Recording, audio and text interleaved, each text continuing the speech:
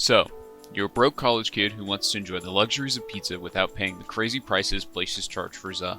But what if I showed you a way of making pizza that's cheap and produces way better pizza than any local place? Let's start with the dough ingredients. You'll need flour, sugar, a package of dry yeast, and salt. Oh, and water for the yeast. Start by putting a pinch of sugar and your water together in a small bowl.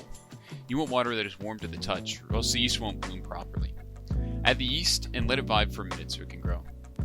Next, we'll add 5 cups of flour to a large bowl, and then add a drizzle of salt.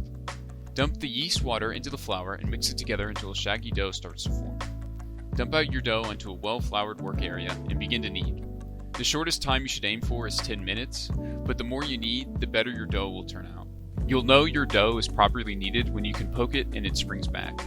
Grab another even bigger bowl, douse it with your nonstick coating of choice, drop your dough into the bowl, cover with some form of lid, and let it sit in the fridge for about 2 hours. Since I use a pizza stone, I need to preheat my oven at 500 degrees for at least an hour in advance, so that way my stone can work its magic and give me a nice crispy crust. 2 hours later. Pulling your dough from the fridge, you should see that it has grown in size somewhat drastically, which is what we want.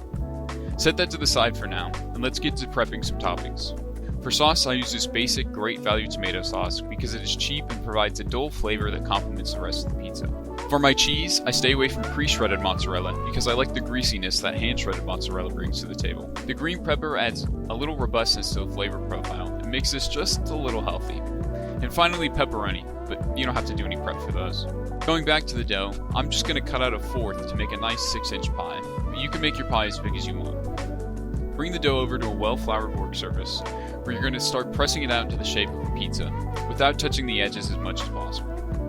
Once you have the dough stretched as far as it'll go, you want to move it onto a pizza peel. Or, you can do what I do and just use a no-edge baking sheet. You also want to invest in some cornmeal, because it works better to prevent your dough from sticking to the peel. Lay down a nice layer of some cornmeal and transfer your dough over.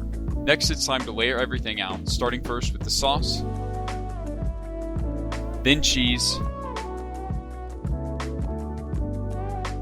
pepperoni, and finally the green pepper. Slide that bad boy onto your pizza stone and let it cook for around 7 minutes. Once it's done, pull it back out using the peel and set it to the side to cool for a minute or two. Now all that's left is to slice it up and dig in.